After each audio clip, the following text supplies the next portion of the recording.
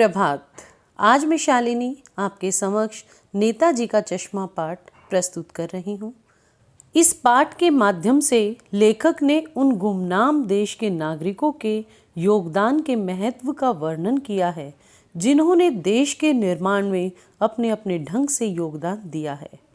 Captain चश्मे वाले की देशभक्ति भी उसके कस्बे तक ही सीमित नहीं थी। कैप्टन चश्मे वाले के विषय में इस पाठ में हम पढ़ेंगे।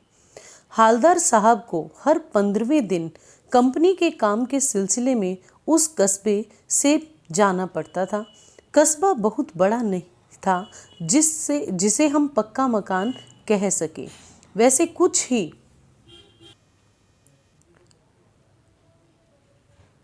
ही मकान और जिसे बाजार कहा जा सके वैसा एक ही बाजार था।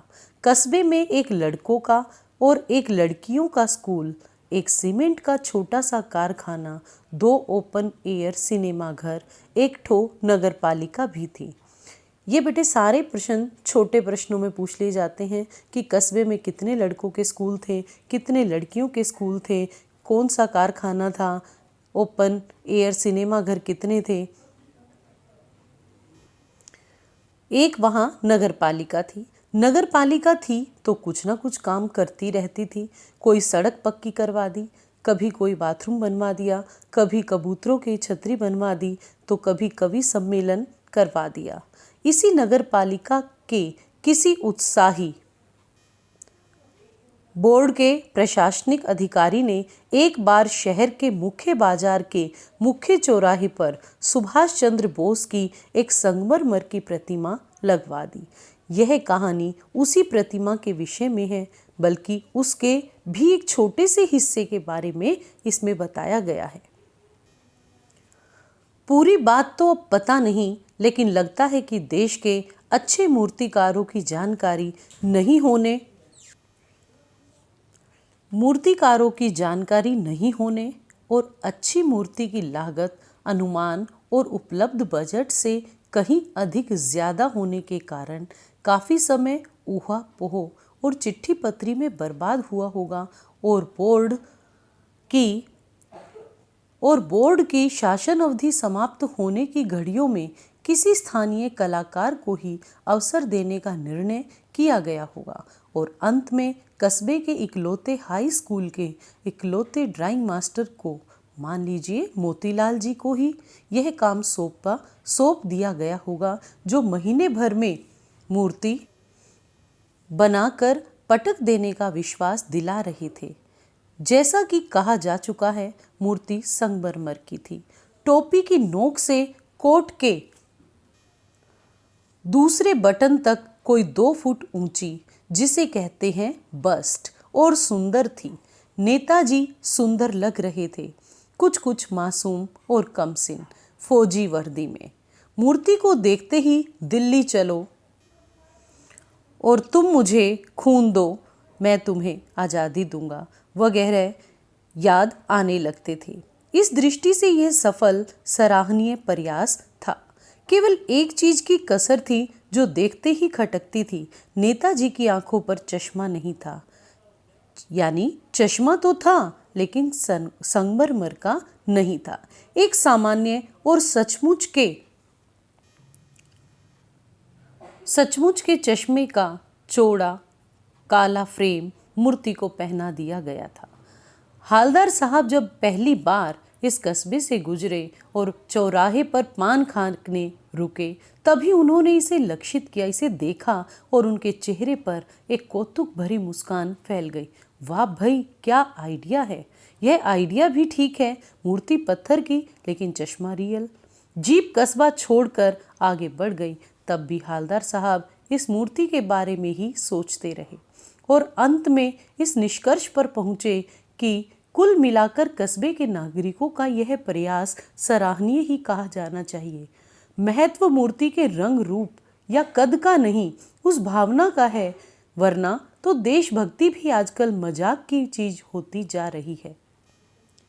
दूसरी बार जब हालदार साहब उधर से गुजरे तो उन्हें मूर्ति में कुछ अंतर दिखाई दिया। ध्यान से देखा तो पाया कि चश्मा दूसरा है। पहले मोटे फ्रेम वाला चौकोर चश्मा था, अब तार के फ्रेम वाला गोल चश्मा है। हालदार साहब का कौतुक और बढ़ गया, उनकी उत्सुकता और बढ़ गई। वाह भाई, क्या आइडिया है। मूर्ति कपड़े नहीं बदल सकती, लेकिन चश्मा तो बदल ही सकती है। तीसरी बार फिर नया चश्मा था। हालदार साहब की आदत पड़ गई हर बार कस्बे से गुजरते समय चौराहे पर रुकना, पान खाना और मूर्ति को ध्यान से देखना। एक बार जब कौतूहल दुर्दमनीय हो उठा, अब उनसे रहा ही नहीं गया, तो उन्होंने पान वाले से ही पूछ लिया, क्यों भाई, क्या बात है? यह तुम्हारे नेताजी का चश्मा हर बार बदल कैसे जाता है? पान वाले के खुद के मुंह में पान ठुसा हुआ था।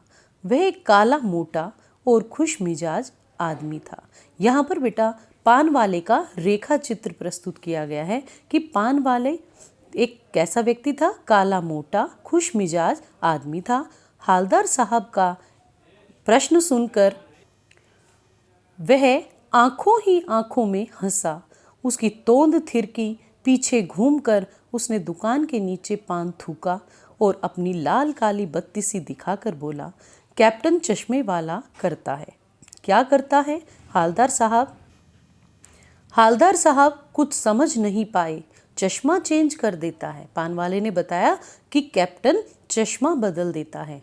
पान वाले ने हालदार साहब को समझाया।